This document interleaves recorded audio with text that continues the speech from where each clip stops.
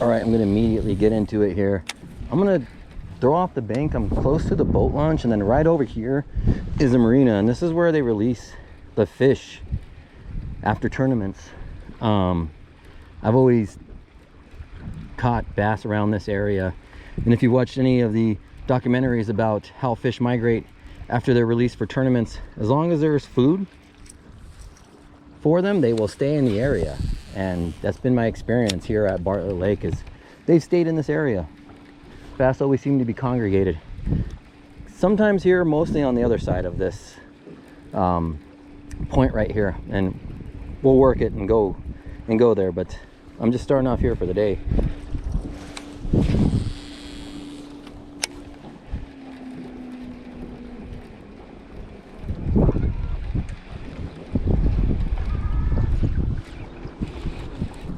Yep, I already have one.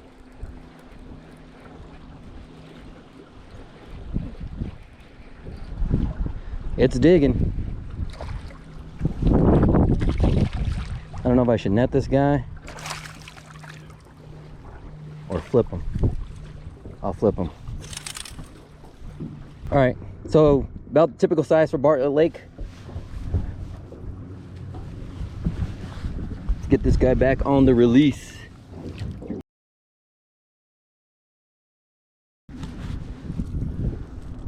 Caught that on the money badger. Shout out to Daniel Elias for turning me on to these money badgers, especially the chartreuse color. I was just hitting the bank and landed my first bass. Let's see if that's the pattern for today. I mean, there's a rock sign over there, but 3 feet deep right here. Where's that 3 feet of water, man? I was just in it.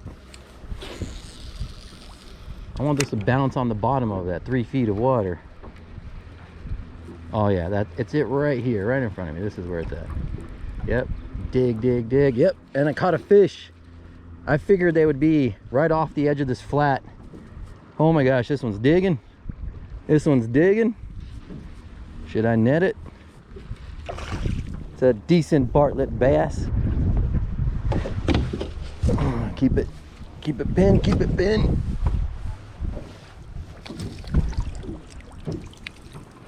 All right, this is 8 feet of water. And this is a decent sized Bartlett bass right here. They're feisty bass. All right. And there you have it.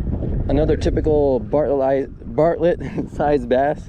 It's probably a pound, maybe a pound and a half. Almost looks close to the last one I caught. Pretty pale. Let's get it on the release.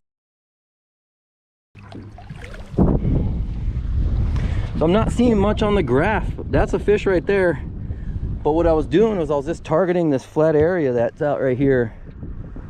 It's not like you can see it, all the water is muddy, but I know there's 3 feet of water right there and we're in 6 here. So it gets really shallow and then drops down and it's offshore. So it's a good place to catch bass in the fall.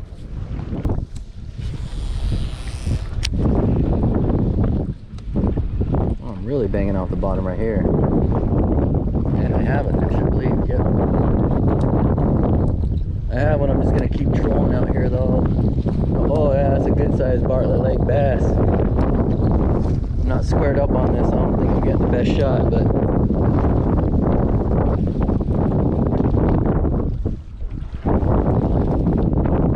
I need to play this fish out. He's running with me right now, but he'll dig here eventually. Get the net. Oh, please don't lose this one. Nice. All right. Another good Bartlett Lake bass. Fuck, I hope this big guy lives because I got it up in his gills, but I tried my best. He's biting down, so I think he can swim off. Pretty bloody though. Oh.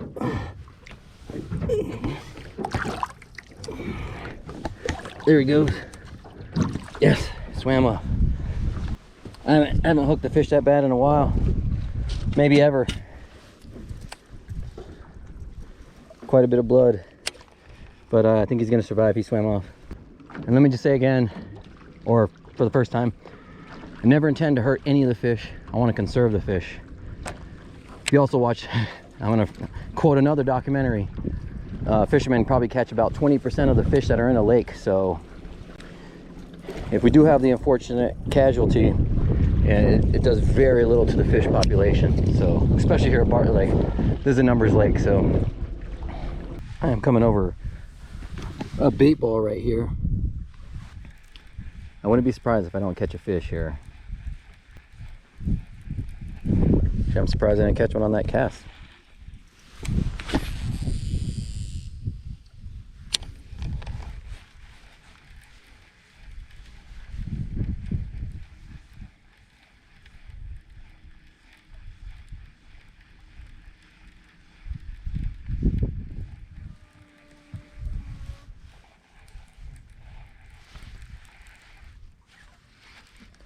Well, I was surprised I didn't catch one on that cast. So I caught one on the second cast. This feels like a decent bass too. It's doing a lot of head shaking. There he is.